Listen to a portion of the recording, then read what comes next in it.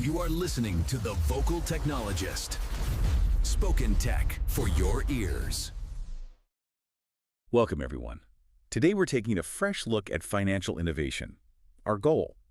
To quickly get a handle on the big shifts happening and how money moves, how it's stored.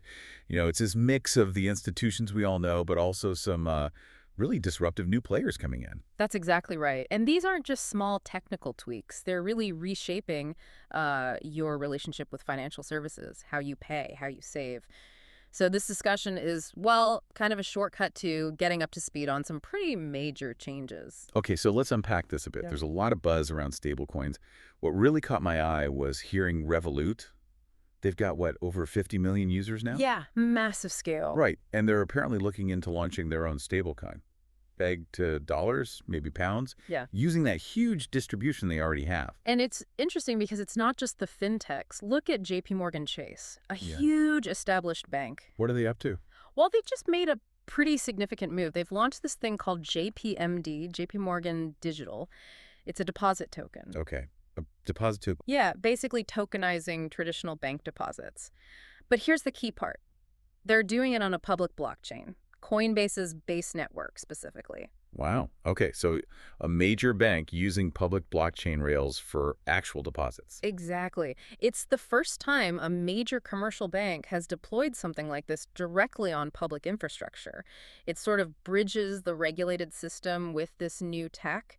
And you have to ask, what does that mean for how, say, large transactions settle? Could really change things. Yeah, and it feels like stablecoins are, becoming more legitimate overall. There's legislation being discussed, like the Genius Act, aiming to create clearer rules. Right, that regulatory clarity is crucial. It makes those ideas about maybe Amazon or Walmart eventually having their own stablecoin seem, well, less far-fetched. Definitely less science fiction than it might have sounded a few years ago. But then what are the risks?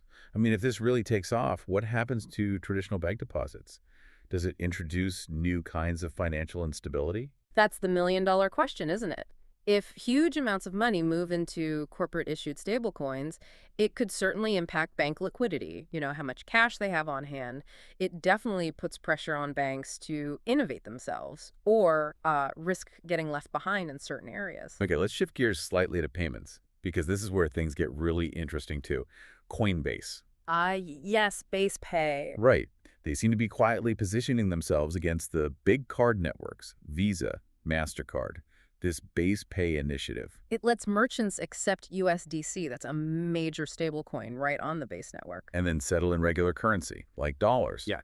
Crucially bypassing those interchange fees, the roughly 2% cut. Exactly. For merchants, those fees are a significant cost. So offering a way around them, even if it's just starting, is a big deal, could save them, and maybe eventually you, real money. And connecting that thought, even smaller updates matter, right? Like pay-by-bank systems now adding chargeback features. Yes, that seems technical, but it's about building trust, especially as AI gets more involved in finance. It's improving the user experience, making people more comfortable with these newer payment methods. And then there's X, formerly Twitter. Always something happening there. Their CEO, Linda Yaccarino, mentioned they're looking at payment cards, maybe even trading functions, part of that everything app idea. And she said potentially soon. Imagine doing your banking and social media all in one place. It's a bold vision. But it's not just the new players innovating. The old guard is still in the game. JP Morgan again and Amex. Right, they're launching these next-gen premium cards, like that Sapphire Reserve card that actually lights up when you tap it. An LED and a credit card. Yeah. It sounds a bit gimmicky, maybe, but it signals this push to appeal to, say, affluent millennials who care about design, experiences, not just points, differentiating the high-end market. So if we zoom out globally, are the priorities the same everywhere? I saw Alex Johnson's sort of fintech travel log. Oh, yeah, that was interesting. He highlighted different focuses. In Europe, apparently, a lot of the talk is around embedded finance, putting financial services into other apps. Like booking a flight and getting insurance offered right there. Exactly. And monetizing open banking, using that secure data sharing. Whereas in the US, the chatter seems more focused on AI agents and stablecoins again. Interesting contrast. It really underscores how regulation shapes innovation. Europe's unified approach to open banking, for example, created a different environment than the more fragmented U.S. system. So who scales fastest globally might depend a lot on navigating that regulatory landscape. And regulators are busy elsewhere, too. The Fed, the OCC, cracking down on older issues like check fraud and synthetic identity fraud. Right, where criminals invent fake identities. It's a reminder that even with all this new tech, the basic risks don't disappear. They just evolve. Precisely. Constant vigilance needed. Speaking of lessons learned, Marqeta's founder, Jason Gardner, he shared that story about pivoting The pivot from a consumer product that wasn't lurking. to becoming a successful card-issuing API provider instead. That's quite a shift. What's the takeaway there? I think it's about being brutally honest about what's working and recognizing where the real value is. He saw the infrastructure itself was the key product. That flexibility, the willingness to ditch your original plan is so important. And maybe don't rely too heavily on just one huge client.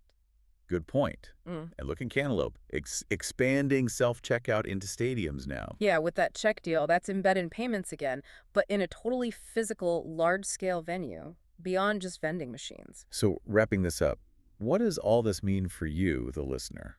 Well, it clearly means things are changing fast. Tech companies acting like banks using blockchain, social media wanting a piece of your finances. It's definitely a dynamic time, exciting, maybe a little unsettling too. It really is. And it leaves us with a big question to ponder. As all these lines blur between banks, tech, digital money, who do you ultimately trust? Who becomes the main trust anchor for your money in this new world? Something to think about. Thanks for joining us for this look at the evolving financial landscape. You've been listening to The Vocal Technologist. Tune in next time.